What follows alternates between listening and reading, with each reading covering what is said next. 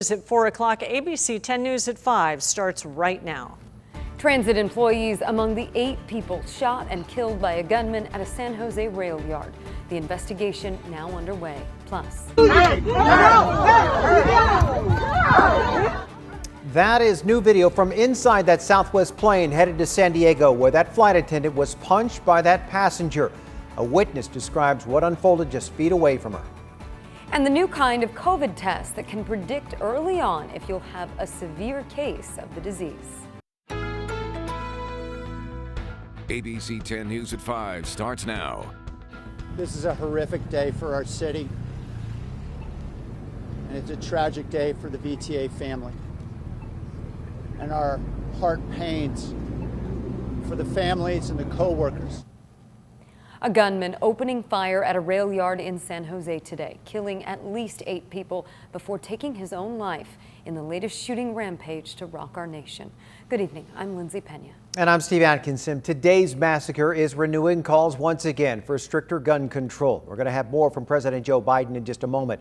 But first, at the same time the shooting erupted, investigators say that a fire was reported just 10 miles away at a home belonging to the gunman. ABC's Morgan Norwood has the latest on the investigation. Tonight, another mass shooting in America. The latest tragedy happening at a transit center in San Jose, California. When are we going to come to grips with this? When are we going to put down our arms, literally and figuratively? Our politics, stale rhetoric, finger pointing, all a hand-wringing consternation that produces nothing except more fury and frustration. Authorities saying an employee, Samuel Cassidy, stormed into the Santa Clara Valley Transit rail yard, killing 8 of his VTA colleagues. Shooter is on the 3rd floor. Still another active shot heard. Law enforcement now concerned about possible explosives at the shooting location. We received information that there are explosive devices that are located inside the building. That being said, we activated our bomb squad, which is currently out on scene. Officials also announcing a possible second location, the scene of a fire that may be related to this deadly attack. It is a fairly sizable crime scene and is going to take a while to process. So I would ask everybody's patience. The shooting reported early Wednesday morning at the VTA hub and maintenance yard where trains are stored. A caller telling 911 they heard multiple gunshots. We'll get 3 more code 3 ambulances, and looks like, again, shots are still being fired. The gunman was also killed. Family members desperate to contact their loved ones. I haven't heard from him. I'm just trying to get a response and get some more information.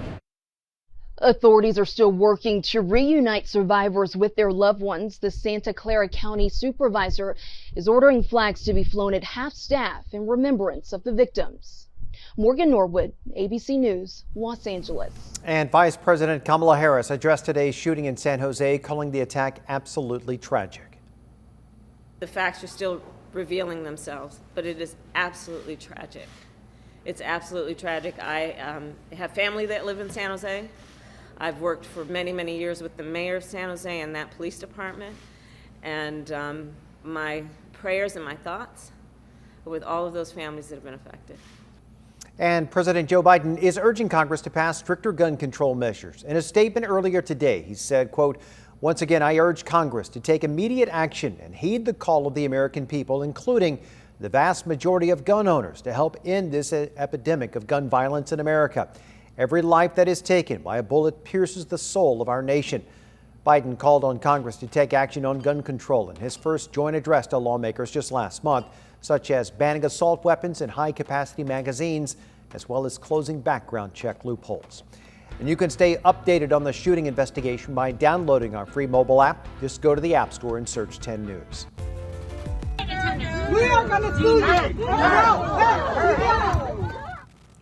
This is new video from the Southwest flight where an attendant had 2 of her teeth knocked out when she was punched in the face by a passenger. That flight later landed in San Diego. And this comes as the FAA reports an uptick in reports of unruly passengers. ABC 10 News reporter Mimi Alcala spoke with a San Diego woman who recorded that incident. Passengers on a flight from Sacramento to San Diego watching as a woman now identified as Viviana Quinones punches a flight attendant repeatedly until a man gets in the way to stop her. Sit down, don't you dare! Don't you dare! I was shocked at what was going on. San Diego resident Michelle Manor shot this video as she was sitting 2 rows away. I could tell that her teeth were loose when she was back in the cubby now, and her face was bleeding pretty bad. Manor says it started as an argument between the flight attendant and Quinones. She claims a bit later things got heated when the flight attendant was getting too close to the passenger and enforcing the mask mandate. She was asked 3 times at least by that passenger before she got hit to stop, back up, get off me. They both did not handle this the way it should have been handled. A spokesperson for Southwest Airlines could not confirm if this was mask-related, but said in a statement, the passenger repeatedly ignored standard in-flight instructions and became verbally and physically abusive upon landing. She was escorted off of the flight and arrested for battery causing serious bodily injury. Lynn Montgomery leads the union for Southwest flight attendants and wrote an open letter to the airline CEO saying more needs to be done to protect the crews on board.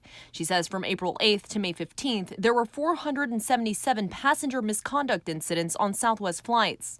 I believe most of the problems are pandemic related, and the wearing of the masks has been a constant challenge for flight attendants to enforce. The FAA also telling ABC 10 News it has received about 2,500 reports of unruly behavior by passengers since January of 2021.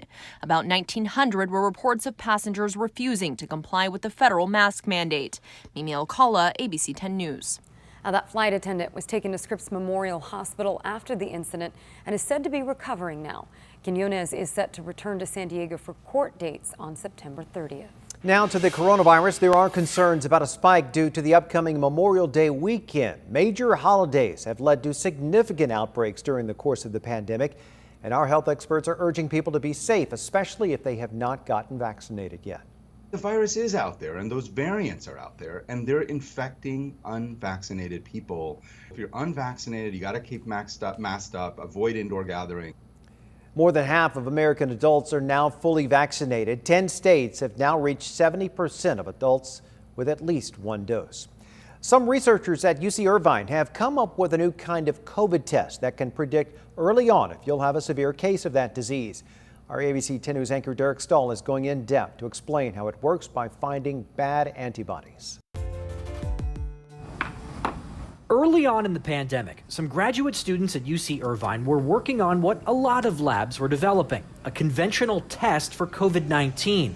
But then they had an idea. Find a test that does not just help us figure out who has COVID, but rather it goes one level deeper and helps us understand who is likely to have severe outcomes. They wanted a test that could predict the future, that could tell which infected patients would wind up getting really sick days later, so doctors could treat them early on. And they noticed a pattern. A lot of the people getting really sick had a certain kind of antibody. When you think of antibodies, you think of them as the good guys, right? Antibodies are those virus-fighting molecules we've heard so much about, and the good ones stick to the surface of the virus. A spike antibody physically blocks the coronavirus from getting into your cells. But they say once in a while, when a patient has a lot of infection, a virus particle can break open, and people can start making antibodies shaped to something inside the virus. Their immune system spends a lot of time and energy making antibodies that are essentially useless, all while the virus is going on the attack. Professor Gregory Weiss oversaw the research. It's sort of like your immune system is at the wheel of a car, and it takes a bad wrong turn early on in the course of the disease. And then it's very hard to come back from after it does that. They came up with a 2-step test that searches the blood for these bad antibodies, then calculates risk factors like age, sex, and pre-existing conditions. The result is really accurate. Bad antibody plus disease risk factor score, 94% chance of landing in the ICU. They say the test won't reveal every person who's destined for the ICU because there are other reasons people get severely sick. But they think they can catch a sizable portion, maybe 25% of all severe cases, as soon as 1 day after symptoms appear. And the best part? It can be picked up anywhere where people are doing a conventional blood test for virus antibodies. Labs around the world already have the equipment they need to do this. The UC Irvine team decided not to patent the technology, so anyone can start testing for bad antibodies today. There's nothing more important that we scientists can do than to get technologies that are inexpensive out into the field where they can make a difference in people's lives. And it might. They say they've already drawn interest from the World Health Organization. Derek Stahl, ABC 10 News. And the researchers say the findings are particularly important for people with multiple risk factors, like adults over 50 with high blood pressure and obesity. When those people also have the bad antibody, their risk of severe disease jumps 14 times higher. Students in the San Diego Unified School District will have a lot more options when it comes to summer learning this year. The district is partnering with dozens of local nonprofits to give kids access to hands-on, in-person learning opportunities many have missed out on during the pandemic. Normally, summer school is for struggling students, but this year, San Diego Unified is taking a different approach.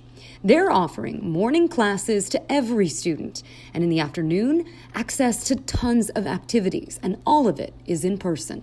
From composing music and learning guitar to exploring science as a botanist, from learning how to be a barista to swimming, photography, digital art, and so much more. The program is called Level Up SD, and it's meant to offset the widespread learning loss seen during the pandemic. Back in March, the district said 1 in 5 high school students wasn't on track to graduate in June, and the percentages of D's and F's rose among middle and high school students during the last year. The district has already secured $31 million in funding from the Board of Education and partnered with 65 local nonprofits to make it happen. We know that with a little bit of that support of all of us working together, our kids will go forward and do things well beyond any of our imagination. One of those nonprofits is the Girl Scouts. This summer, because of Level Up, Girl Scouts San Diego will provide 350 more kindergarten through 12th grade girls with in-person and virtual programming. So far, 20,000 of the district's roughly 135,000 students have already signed up. A special website was launched to help parents and students pick what's right for them.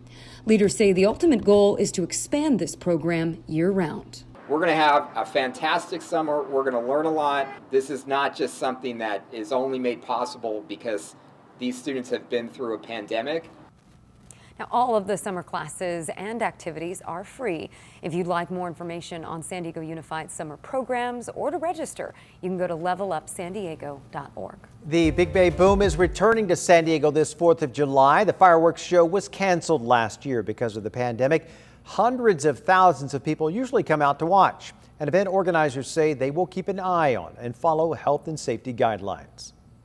It's a huge celebration this year. It's going to take on some added significance as being sort of not just a celebration of, nation's independence and all that stuff, but of San Diego being back and people being back out and allowed and encouraged to congregate and visit the Bay and celebrate together and watch an incredible display.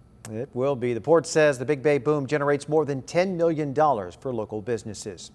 Disneyland will begin letting out-of-state visitors into the park on June 15th. Of course, that's the same day that California ends its COVID safety mandates. In a statement, park officials push state recommendations that all guests be fully vaccinated or obtain a negative COVID-19 test prior to entering one of their theme parks. Visitors are still required to wear a mask. Disneyland will also extend its advanced reservation booking window from 60 to 120 days, pushing availability from late July to late September.